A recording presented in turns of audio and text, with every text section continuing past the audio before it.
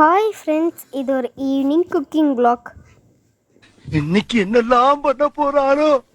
நான் முன்னாடியே ரெடி பண்ணிட்டேன். அதாவது வெங்காயத்தை போட்டு மிக்ஸ் பண்ணிடணும்.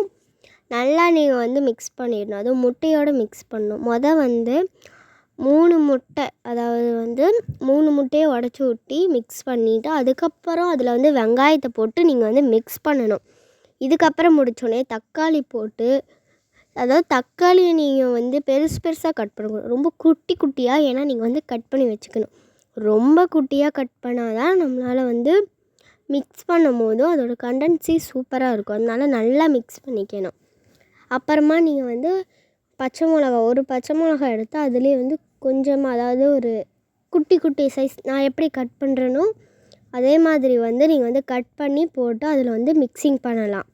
மிக்ஸ் பண்ணக்கப்புறமா மெயினாக நீங்கள் உப்பு போட்டுக்கலாம். அப்புறம் பெப்பர் உங்களுக்கு தேவையான அளவு நீங்கள் போட்டுக்கலாம். இதை போட்ட உடனே தான் மெயின் டாஸ்க். அதையும் கலக்கி முடித்த உடனே ப்ரெட்டு, இந்த ப்ரெட்டை கட் பண்ணுறதுக்குள்ளப்பா நான் பட்ட பாடு இருக்கே.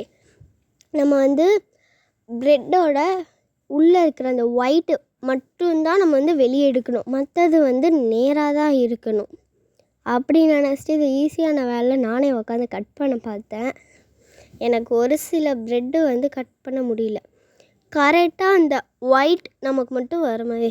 இப்போ நான் கட் பண்ணியிருக்கேன்ல, இதே மாதிரி ஒரு ப்ரெட் பேக்கெட், அந்த பேக்கெட் அந்த பேக்கெட்டில் இருக்க எல்லா ப்ரெட்டையுமே நம்ம எடுத்து கட் பண்ணணும். நான் ஃபஸ்ட்டு ஒன்று ஒன்றா தான் கட் பண்ணிகிட்டு இருந்தேன். ரொம்ப டைமான உடனே ஓகே 2-3 வச்சு கட் பண்ணிடலான்னு கட் பண்ணேன்.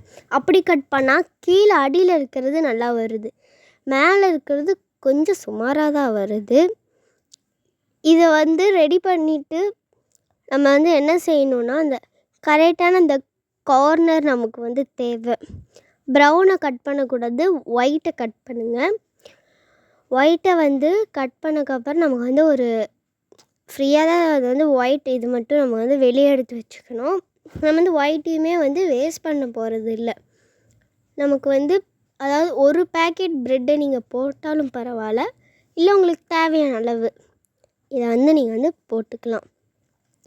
நானும் வேலை ஈஸின்னு நினச்சிக்கிட்டே பண்ணால் இது வேலை நான் முடிவேனா அப்படின்னு இருக்கிற மாதிரி இருந்துச்சு. நானும் பொறுமையாக கட் பண்ணிக்கிட்டே இருந்தேன் ப்ரெட். நம்ம எல்லாத்தையும் முடிச்சாச்சு. இப்போ பார்த்திங்கன்னா இதான் ஃபைனல் ஹாப்பி. அப்புறமா இதெல்லாம் நான் ரெடி பண்ணி வச்சது தான் நம்ம அந்த முட்டை. ஸ்டவ் மேலே பேனை வச்சு ஃபயரை பற்ற வச்சிட்டோம்.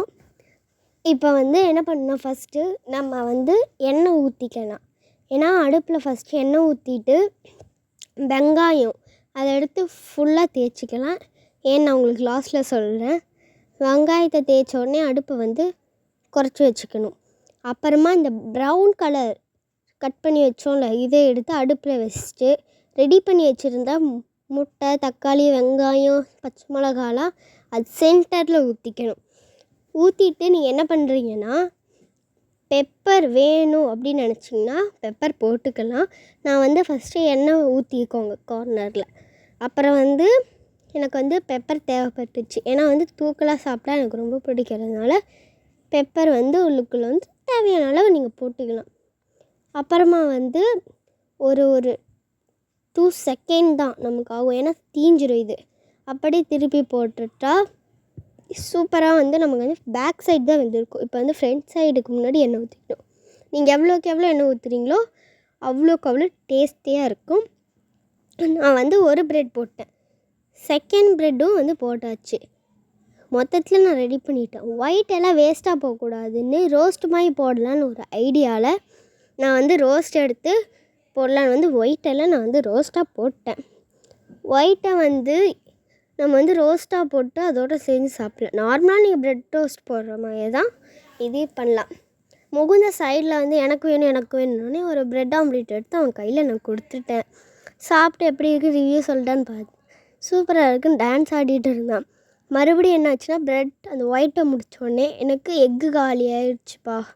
அதனால நான் அந்த ப்ரௌனை மட்டும் போட்டு நான் ரெடி பண்ணிக்கிட்டேன். இவ்வளோ இருந்ததை எல்லாம் டேஸ்ட் பார்க்குறேன்னு சொல்லி என்னை ரிவ்யூவே கொடுக்க விடலை. அப்புறம் நானும் சாப்பிட்டு பார்த்து சூப்பராக தான் இருந்துச்சு. மறுபடியும் இந்த ப்ரௌன் எடுத்து திருப்பி போடுறதுக்குள்ளே கலர் ராக்ல யூடியூப் சேனலை லைக் பண்ணுங்கள், ஷேர் பண்ணுங்கள், கமெண்ட் பண்ணுங்கள். மறக்காமல் சப்ஸ்கிரைப் பண்ணிட்டு போங்க. Bye guys, subscribe please.